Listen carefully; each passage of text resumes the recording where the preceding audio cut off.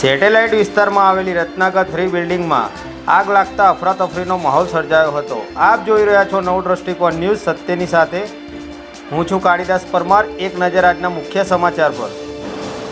અમદાવાદ શહેરમાં આગ લાગવાની ઘટનાઓમાં સતત ચિંતાજનક વધારો થઈ રહ્યો છે, ત્યારે ફરી એકવાર આગ લાગવાની ઘટના સામે આવી છે, જેમાં સેટેલાઇટ વિસ્તારમાં આવેલી રત્નાકર 3 બિલ્ડિંગની બિગ વિંગમાં આવેલા ત્રીજા માળે આજે આગ લાગવાની ઘટના બની હતી। સૌપ્રથમ ફ્લેટમાં રહેતા એસીમાં આગ લાગી હતી, જે બાદ આગ વધુ પ્રસરતા ધુમાડાના ગોટા બહાર નીકળતા જોઈને ફ્લેટમાં તેમજ આસપાસ રહેતા લોકોમાં ભારે ફફડાટ ફેલાયો હતો। જીવ બચાવવા માટે બિલ્ડિંગના રહીશો તાત્કાલિક નીચે દોડી આવ્યા હતા।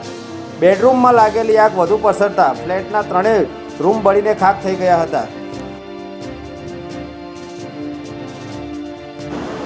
બનાવની જાણ થતાં જ ફાયર વિભાગની 6 જેટલી ગાડીઓ તાત્કાલિક ઘટના સ્થળ રવાના કરવામાં આવી હતી।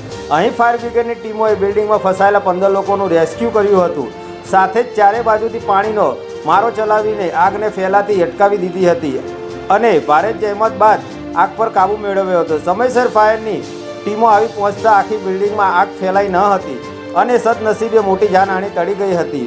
હાલ ફાયર વિભાગ અને સ્થાનિક પોલીસ દ્વારા બિલ્ડિંગમાં ફાયર સેફ્ટીના સાધનો ચાલુ સ્થિતિમાં હતા કે નહીં તે અંગે આગળની તપાસ હાથ ધરવામાં આવી છે।